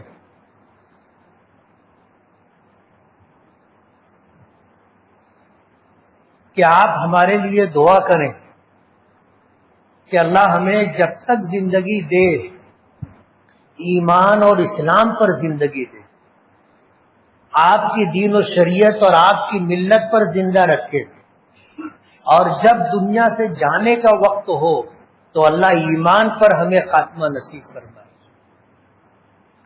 پھر اور لوگوں کا سلام جنہوں نے ہم سے کہا ہے کہ میرا بھی سلام بولنا، میرا بھی سلام پہنچانا، یاد رہے ان کے ناموں کے ساتھ سلام پیش کریں کہ فلاں ابن فلاں نے آپ کو السلام علیکم ورحمۃ اللہ وبرکاتہ کہا ہے۔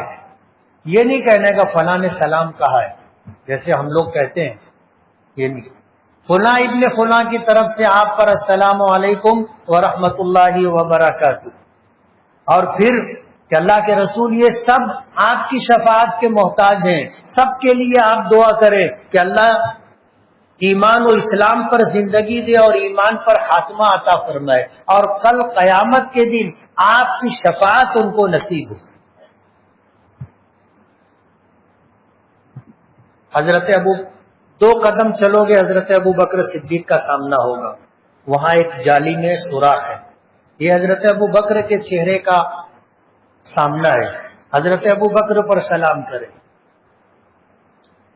2 قدم آگے چلو گے، 4 قدم آگے چلو گے، حضرت عمر کا چہرے کا سامنا ہوگا، وہاں حضرت عمر پر سلام پیش کرے۔ موقع ہو 4 قدم 6 قدم پیچھے آئے اور آ کر اللہ کے نبی صلی اللہ علیہ وسلم کے چہرے مبارک کے سامنے کھڑے ہو کر کے حضرت ابوبکر عمر کو مخاطب کر کے کہیں کہ آپ حضور کے خلیفہ ہیں، حضور کے وزیر ہیں، آپ کی بات اللہ کے رسول رد نہیں کریں گے.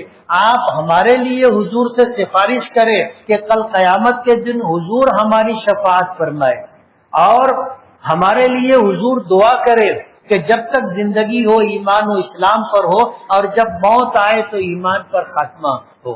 اللہ کے رسول سے ہمارے لیے دعا کی درخواست کریں، اور جب تک مدینہ منورہ میں رہیں کوشش کریں کہ روضہ مبارک پر حاضری ہوتی رہے، اور اگر نہ ہو سکے تو پوری مسجد نبوی مواجہہ شریف ہے، آپ نماز پڑھیں، نماز پڑھنے کے بعد واپسی کا ارادہ ہو، وہیں کھڑے ہو کر کے روضہ مبارک کی طرف چہرہ کر کے الصلاۃ والسلام علیک یا رسول اللہ، الصلاۃ والسلام علیک یا حبیب اللہ، الصلاۃ والسلام علیک یا خیر خلق اللہ کہے. آپ کا یہ سلام درود فرشتے پہنچا دیں گے. بغیر مسجد گئے بغیر سلام کیے واپس نہیں آنے کا، روضہ مبارک پر پہنچ گئے آواز سے سلام کرنے کا، نہیں تو جہاں پر ہیں وہیں سے کھڑے ہو کر روضہ مبارک کی طرف رخ کر کے صلاۃ و سلام پیش کرنے کا. آواز نہیں پہنچ رہی ہے، فرشتے ہمارا صلاۃ و سلام پہنچائیں گے. مدینہ منورہ میں رہتے ہوئے اہل مدینہ کی کبھی برائی نہ کریں، مدینہ منورہ کے تعلق سے کوئی منفی بات نہ کہیں، ورنہ محروم کر دیے جائیں گے.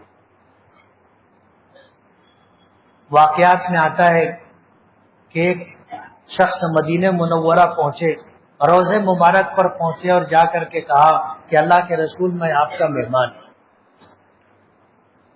اللہ کے رسول میں آپ کا مہمان ہوں، میرے پاس نہ ٹھکانہ ہے نہ کھانے کا کوئی نظم ہے.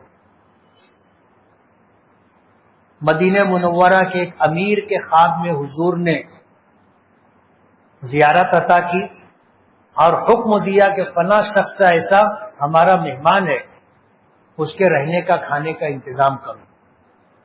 اب کسی کے لیے اس سے بڑی سعادت کیا ہو سکتی ہے کہ حضور خواب میں زیارت کرائیں اور یہ حکم دے کہ یہ میرا فلاں بندہ مہمان ہے، اس کو تم ٹھہراؤ، اس کو رہنے کھانے کا انتظام کرو. تو بہت بڑی بات ہے. انہوں نے فوراً گھر کا انتظام کیا اور پورا شاندار رہنے کھانے کا انتظام کیا. وہ شخص ایک زمانے تک رہے وہاں پر. ایک وقت ایسا ہوا کہ ان کے شہر کے لوگ حج کے لیے پہنچے اور پھر مدینہ منورہ پہنچے اور پھر ان سے ملاقات کی، ان کو اپنے گھر لے گئے. اپنے شہر کی بات نکلی، ہمارا شہر ویسا تھا، ہمارا گاؤں ایسا تھا، وہاں یہ تھا، وہاں وہ تھا، ایسا تھا ویسا تھا. اس آدمی کے منہ سے ایک بات نکلی کہ میں اپنے شہر کے اندر جیسا دہی ملتا تھا مدینے میں نہیں ملتا. ایک جملہ زبان سے نکلنا تھا. اللہ کے رسول نے پھر اسی شخص کو جس کو حکم دیا تھا کہ اس کے رہنے کھانے کا انتظام کرو، پھر زیارت عطا کی اور فرمایا کہ اس کو مدینے سے نکال دو. اس کو مدینے کی دہی اچھی نہیں لگتی، اس کو اپنے شہر کی دہی اچھی لگتی. حضور بہت غضبناک تھے. اس شخص نے آ کر کے ہاتھ پکڑ کر کے باہر نکالا.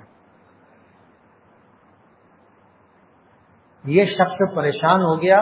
مدینے کے علماء کے پاس جا کر کے اس نے کہا کہ میرے لیے توبہ کا کوئی راستہ ہے، معافی کا کوئی ذریعہ ہے؟ لوگوں نے کہا کہ کوئی ذریعہ نہیں ہے، تم مدینے سے باہر نکل جاؤ.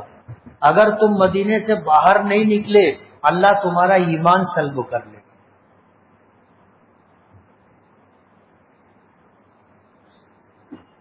اچھے برے حالات وہاں پیش آ سکتے، آرام کے ساتھ ساتھ تکلیف بھی ہو سکتی ہے.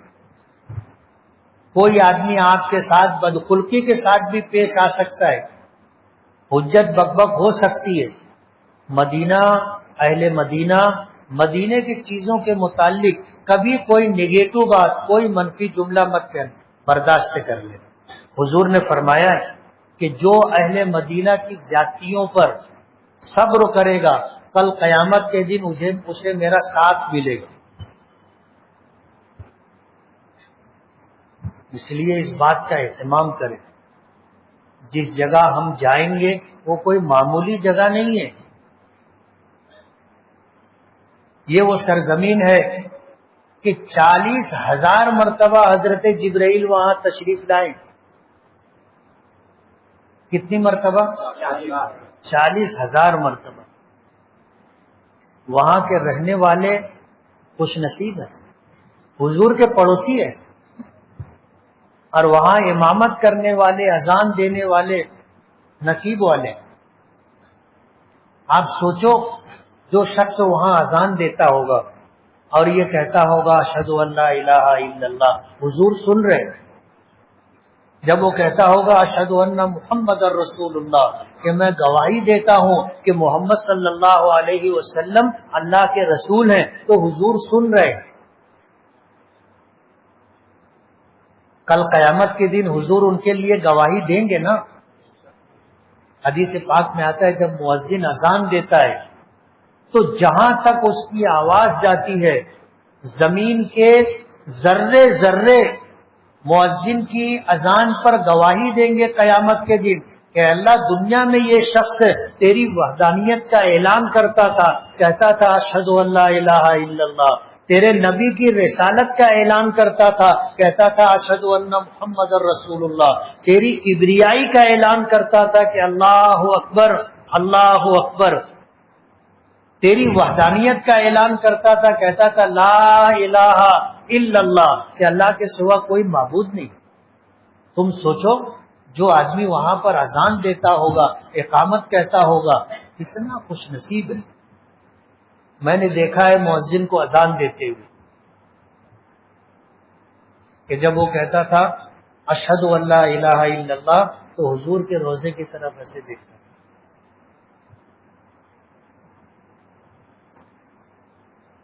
ہم تو اپنے مؤذن کو دیکھتے ہیں، وہ حی علی الصلاۃ کے موقع پہ سیدھی طرف، حی علی الفلاح کے موقع پر الٹی طرف دیکھتا ہے، لیکن میں نے دیکھا ہے وہاں کے مؤذن کو کہ جب وہ کہتا تھا اشہد ان لا الہ الا اللہ، تو پھر حضور کے روضے کی طرف ایسے دیکھتا تھا۔ پھر جب وہ کہتا تھا اشہد ان محمد رسول اللہ، تو حضور کے روضے کی طرف ایسے دیکھتا تھا۔ اب ظاہر بات ہے، یہ بات جو سمجھتا ہے اس کو یہ بات سمجھ میں آتی ہے، میرے تو ایسے رونگٹے کھڑے ہو جاتے ہیں کہ یہ کتنا صاحب نصیب ہے۔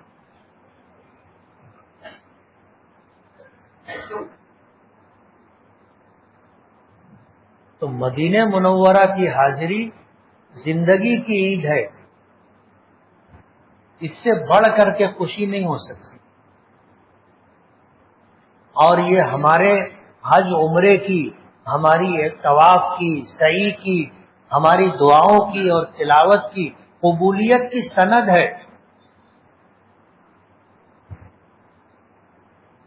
اس لیے مدینہ منورہ حاضری کے کیا جذبات ہونے چاہیے، کیا کیفیت ہونی چاہیے، وہ آپ کو دیکھنا اور سمجھنا۔ بڑا عجیب در ہے، اور کوئی محروم نہیں آتا، کوئی محروم نہیں آتا۔ کسی نے مسئلہ پوچھا تھا کہ روضہ مبارک پر کتنی دیر کھڑے رہنا چاہیے، تو جواب یہ دیا گیا کہ جب تک دل حاضر رہے۔ ہم روضہ مبارک پر پہنچے اور کیفیت ہے دل حاضر ہے، تب تک کھڑے رہے، جیسے ہی ادھر ادھر کا خیال ذہن میں آنے لگے وہاں سے ہٹ جانا چاہیے۔ ادھر ادھر کے خیالات لے کر کے زبردستی نہیں کھڑے رہنے کا۔ اگر ہمارے پاس کوئی آیا اور اس کی توجہ میری طرف نہیں ہے اور اس کی توجہ کسی اور کی طرف ہے، کسی اور چیز کی طرف ہے، تو اس کا بیٹھنا ہم کو ناگوار گزرتا ہے کہ جب کوئی کام نہیں ہے تو کیوں بیٹھا ہے۔ اتنے بڑے دربار میں اللہ کے بعد جس کا سب سے بلند تر مقام ہے، اس کے سامنے ہم پہنچے ہیں، اور یہ کیفیت ہو ہماری کہ ہم وہاں ہیں اور کہیں اور کے خیالات ہمارے دل میں ہیں، فوراً وہاں سے ہٹ جانا چاہیے۔ جب تک ہم مدینہ منورہ میں رہیں، درود پاک کا ایسا معمول رکھے کہ جب تک ہم جاگتے رہیں درود شریف پڑھتے رہیں۔ درود پاک پڑھنا بڑی سعادت کی بات ہے۔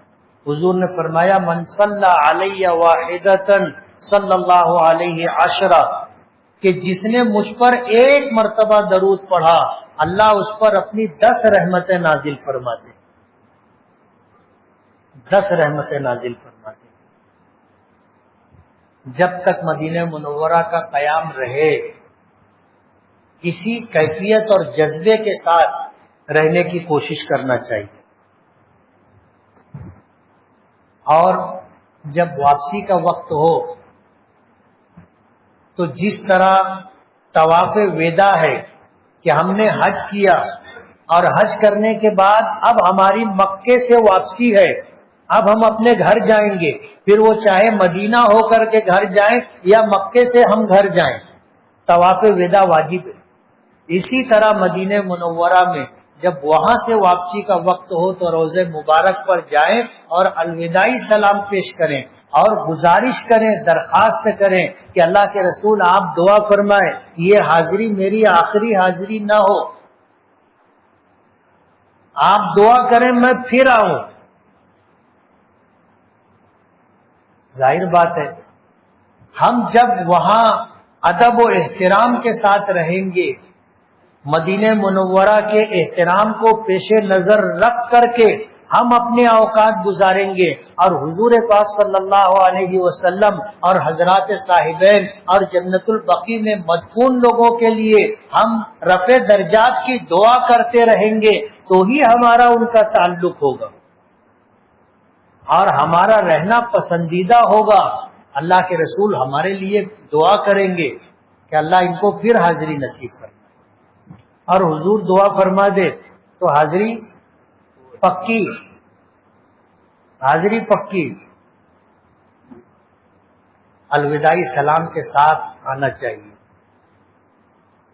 نبی کریم صلی اللہ علیہ وسلم کی خاندان میں سے سادات میں سے ایک صاحب تھے، وہ ہر سال جاتے تھے، روضہ مبارک پر حاضری دیتے تھے، اور جب واپسی کا وقت ہوتا تھا تو کہتے تھے کہ آقا می روم چے فرمائی، کہ میرے آقا میری واپسی کا وقت ہے، میرے لیے کیا فرماتے؟ تو روضہ مبارک سے آواز آتی تھی رفتی و باز آئی، جاؤ پھر آنا، جاؤ پھر آنا۔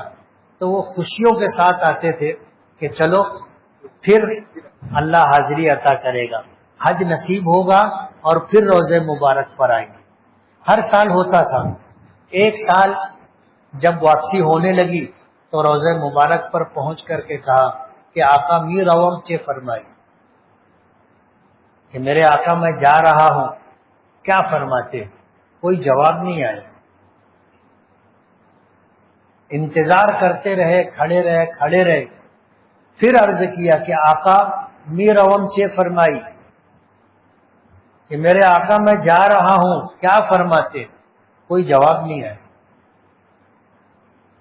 تیسری مرتبہ پھر یہی بات کہی تو روضہ مبارک سے آواز آئی رفتی و سلامت باد، کہ جاؤ اور سلامت رہو۔ سمجھ گئے کہ بس یہ آخری حاضری،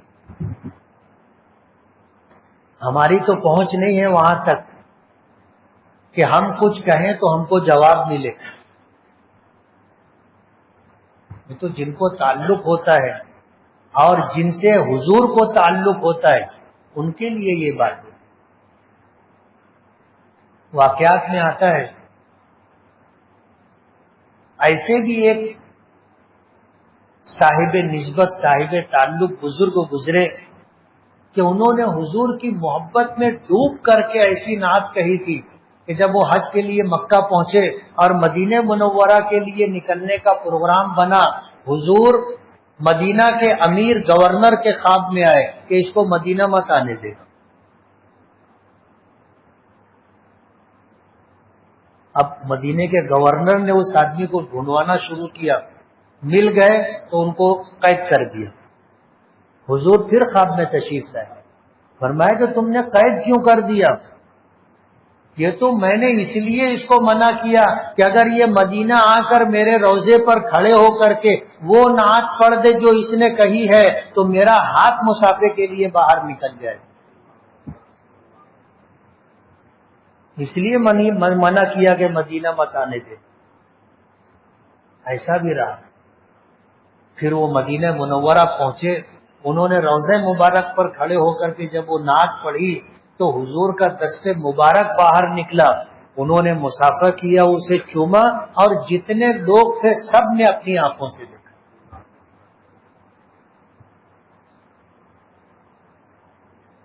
اس لیے ہم بھی انشاءاللہ مدینہ جائیں گے، حج کے لیے جانا ہوگا، حج کریں گے، مدینہ جائیں گے اور مدینہ جا کر روضہ مبارک پر سلام پیش کریں گے. کیفیت ہماری کیا ہونی چاہیے؟ کسی شاعر نے کہا ہے کہ شکر ہے تیرا خدایا میں تو اس قابل نہ تھا، تو نے اپنے گھر بلایا میں تو اس قابل نہ تھا، اپنا دیوانہ بنایا میں تو اس قابل نہ تھا، گرد کعبے کے پھرایا میں تو اس قابل نہ تھا، مدتوں کی پیاس کو سیراب تو نے کر دیا، جام زمزم کا پلایا میں تو اس قابل نہ تھا.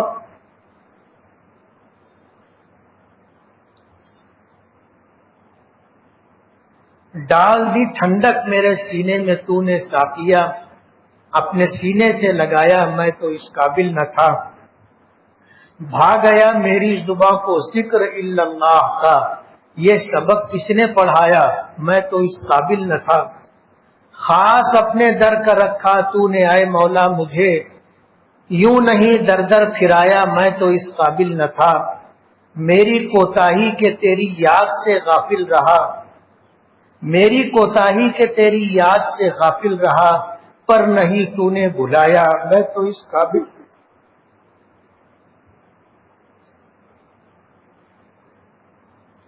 میں کہ تھا بے راہ، میں کہ تھا بے راہ تو نے دستگیری آپ کی، میں کہ تھا بے راہ تو نے دستگیری آپ کی، تو ہی مجھ کو در پہ لایا میں تو اس قابل نہ تھا، عہد جو روز ازل تجھ سے کیا تھا یاد ہے، عہد وہ کس نے نبھایا میں تو اس قابل نہ تھا، تیری رحمت تیری شفقت سے ہوا مجھ کو نصیب، تیری رحمت تیری شفقت سے ہوا مجھ کو نصیب، گنبد خضرا کا سایہ میں تو اس قابل نہ تھا، میں نے جو دیکھا سو دیکھا جلوہ گاہ قدس میں، میں نے جو دیکھا سو دیکھا جلوہ گاہ قدس میں، میں نے جو پایا سو پایا میں تو اس قابل نہ تھا، بارگاہ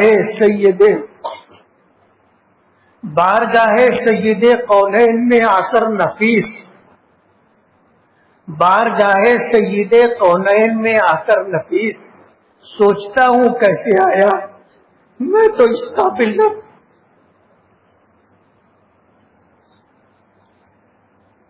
بارگاہ سید قونین میں آ کر نفیس، سوچتا ہوں کیسے آیا میں تو اس قابل نہ تھا.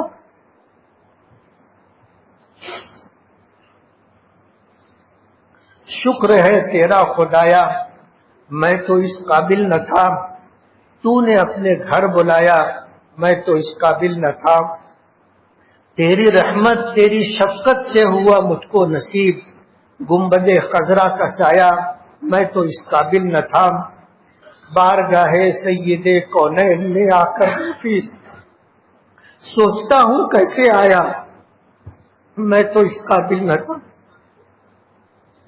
بسم اللہ الرحمن الرحیم. الحمد لله رب العالمين. اللهم لك الحمد حمدا دائما مع دوامك، ولك الحمد حمدا خالدا مع خلودك. اللهم صل وسلم وبارك على سيدنا محمد وعلى آل محمد كما صليت على إبراهيم وعلى آل إبراهيم إنك حميد مجيد. یا اللہ یا رحمان یا رحیم یا ذی الجلال والإکرام یا حی یا قیوم برحمتک نستغیث یا احد الصمد الذی لم یلد ولم یولد ولم یکن له کفوا احد.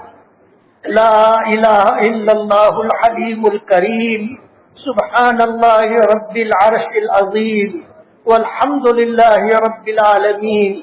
نسألک موجبات رحمتک وعزائم مغفرتك والغنيمة من كل بر والسلامة من كل إثم.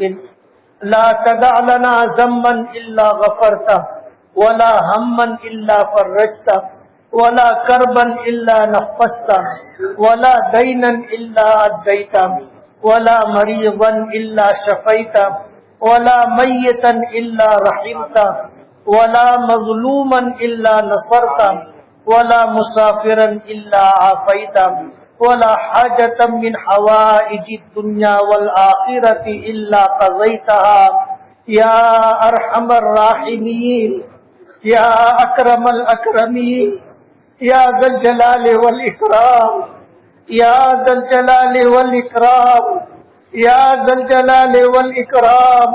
إليك رب فحببنا وفي أنفسنا لك رب فذللنا وفي أعين الناس فعظمنا ومن سيء الأخلاق فجنبنا وعلى صالح الأعمال فقومنا وعلى الصراط المستقيم فثبتنا. اللهم زدنا ولا تنقصنا اللهم أكرمنا ولا تهنا اللهم لا تسلط علينا بذنوبنا من لا يخافك فينا ولا يرحمنا. اے اللہ ہمارے گناہوں کو معاف فرما، ہماری خطاؤں سے درگزر فرما، ہمارے عیبوں کی پردہ پوشی فرما. اے اللہ ہم آپ کے عاجز اور کمزور بندے ہیں، قدم قدم پر آپ کی مدد کے محتاج ہیں. پروردگار عالم تیرا کرم ہے، تیرا احسان ہے، تیرا فضل ہے کہ تو نے ہمیں ایمان عطا کیا، آپ نے ہمیں اپنے محبوب نبی کا امتی بنایا، قرآن کریم جیسی نعمت عطا کی، کامل و مکمل دین عطا کیا. پروردگار عالم ہم نے آپ سے تو مانگا بھی نہیں تھا، آپ نے بے مانگے عطا کیا. اے اللہ تیرا کرم ہے، تیرا احسان ہے، ہم آپ کی عطا و بخشش پر آپ کے شکر گزار ہیں. اے اللہ جس طرح نوازا ہے آئندہ بھی نوازنے کے فیصلے فرما. اے اللہ جس طرح نوازا ہے آئندہ بھی نوازنے کے فیصلے فرما. اے اللہ جس طرح نوازا ہے آئندہ بھی نوازنے کے فیصلے فرما. اے اللہ جو نعمتیں آپ نے عطا کی ہیں ان نعمتوں پر ہم آپ کے شکر گزار ہیں. اے اللہ نعمتوں کو باقی رکھنے کے فیصلے فرما. اے اللہ مزید نعمتیں عطا فرما. پروردگار عالم آپ نے ہمیں ان خوش نصیب لوگوں میں رکھا جنہیں آپ نے اپنے گھر کی اور اپنے محبوب نبی کے در کی حاضری عطا کی. اے اللہ اس کی قدر دانی عطا فرما. اے اللہ اس کی قدر دانی عطا فرما. اے اللہ اس کی قدر دانی عطا فرما. اے اللہ اپنے در کی حاضری آسان فرما. اے اللہ حاضری کو قبول فرما. پروردگار عالم ہمارے حج کو، ہمارے طواف کو، ہماری تلاوتوں کو، ہماری دعاؤں کو اور اپنے محبوب نبی کے دربار کی حاضری کو اے اللہ قبول فرما لے. اے اللہ قبول فرما لے. اے اللہ قبول فرما لے. اے اللہ نوازنے کے فیصلے فرما. اے اللہ بے ادبی سے، کوتاہی سے، بے احترامی سے ہماری حفاظت فرما. اے اللہ قدم قدم پر اپنی مدد شامل حال فرما. اے اللہ سفر کی وحشت سے، گھبراہٹ سے پروردگار عالم جان مال دین و ایمان عزت و آبرو کی ضیاع اور بربادی سے ہماری حفاظت فرما۔ اے اللہ گناہوں کے ساتھ تیری بارگاہ میں پہنچ رہے، پروردگار عالم اس قابل تو نہیں تھے کہ تیری پاک زمین پر یہ ناپاک قدم رکھتے، لیکن تو نے بلایا ہے، تیرے بلانے پر حاضر ہو رہے۔ اے اللہ جانے سے پہلے ہمیں پاک و صاف فرما دے۔ اے اللہ ہم آپ سے سچی پکی توبہ کرتے ہیں، اے اللہ ہماری توبہ کو قبول فرما لے، ہمارے صغیرہ کبیرہ تمام گناہوں کو معاف فرما دے۔ اے اللہ تیری بارگاہ میں پہنچے تو گناہوں سے پاک و صاف ہو کر کے پہنچے۔ پروردگار عالم ہمیں ایسا بنا دے، ہماری توبہ کو شرف قبولیت عطا فرما، قدم قدم پر اپنی مدد شامل حال فرما، اور حرمین شریفین کی حاضری کو قبول فرما، حرمین شریفین کی حفاظت فرما، حرمین شریفین کی حفاظت کرنے والوں کی حفاظت فرما، حرمین شریفین میں اے اللہ عقیدت و محبت کے ساتھ حاضری دینے والوں کی حاضری کو قبول فرما، ان کی حفاظت فرما، جان میں مال میں دین و ایمان میں عزت و آبرو میں برکتیں عطا فرما۔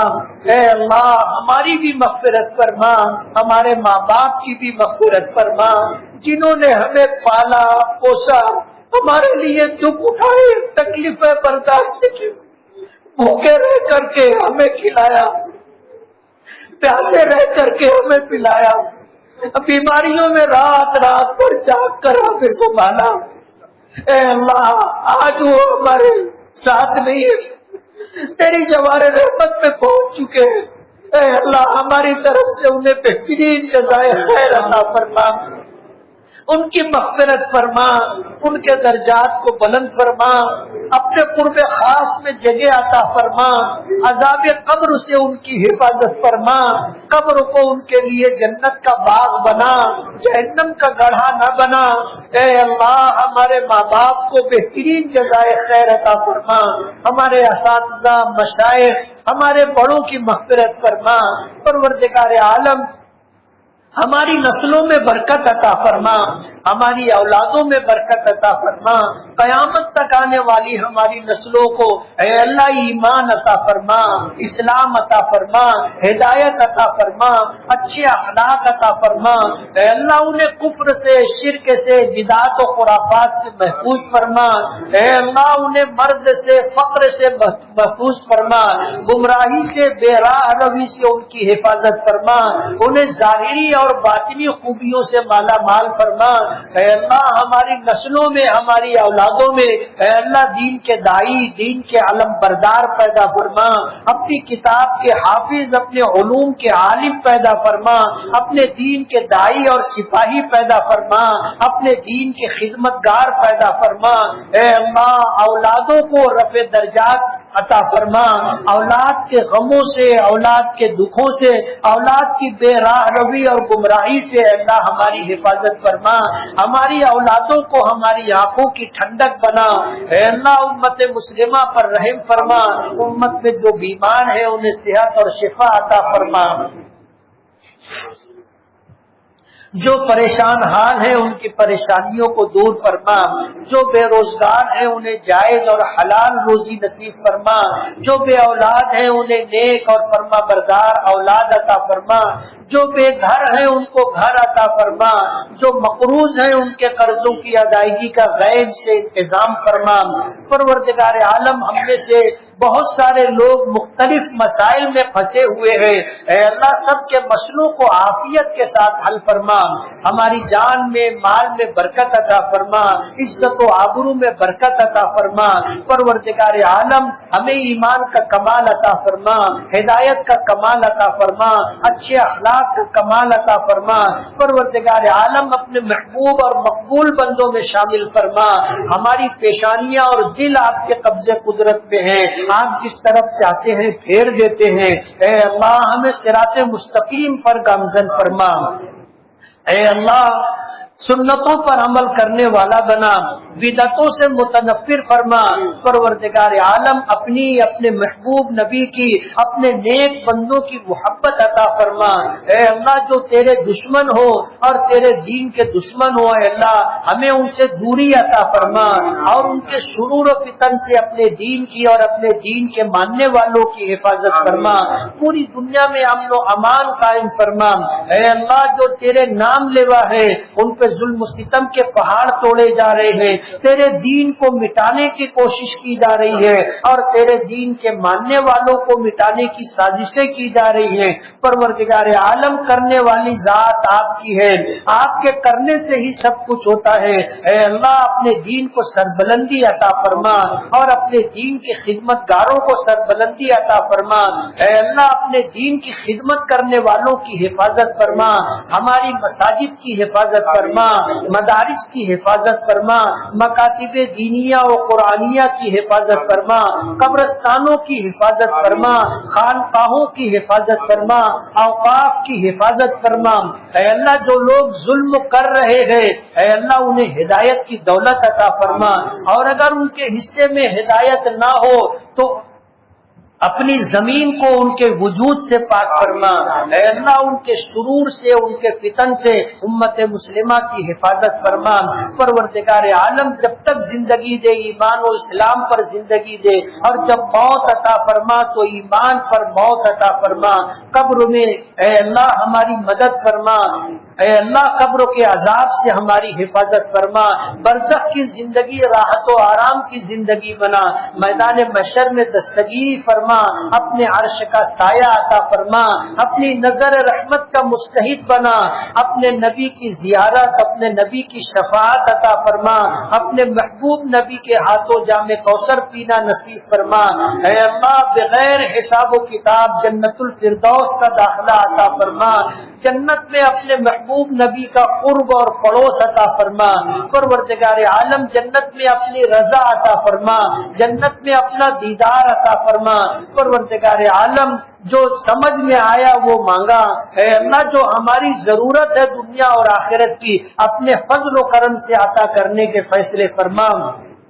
اے اللہ اپنے محبوب نبی کو مقام محمود عطا فرما، مقام محمود عطا فرما۔ اے اللہ اپنے محبوب نبی کو مقام محمود عطا فرما جس کا آپ نے وعدہ کیا ہے، اور آپ کی شفاعت سے ہمیں مالا مال فرما۔ پروردگار عالم جو نعمتیں آپ نے عطا کی ہیں ان نعمتوں کو ختم ہونے سے اللہ ہماری حفاظت فرما، نعمتوں کے زوال سے ہماری حفاظت فرما، عافیت کی زندگی عطا فرما، مصیبتوں سے پریشانیوں سے آزمائشوں سے ہماری حفاظت فرما۔ اے اللہ اچانک کی پکڑ سے ہماری حفاظت فرما۔ اے اللہ اپنی رضا عطا فرما، اے اللہ اپنی محبت اپنی معرفت عطا فرما۔ اے اللہ اپنے محبوب نبی کی محبت عطا فرما، اپنی محبت اپنے محبوب نبی کی محبت پر ہمیں زندگی اور موت عطا فرما۔ پروردگار عالم جو مانگا ہے وہ بھی عطا کر فرما، جو مانگنے سے رہ گیا اپنے فضل و کرم سے عطا فرما۔ پوری امت کی طرف سے اپنے محبوب ہمارے آقا جناب رسول اللہ صلی اللہ علیہ وسلم کو بہترین جزائے خیر عطا فرما۔ صلی اللہ تعالی علی خیر خلقہ محمد و آلہ و اصحابہ اجمعین برحمتک یا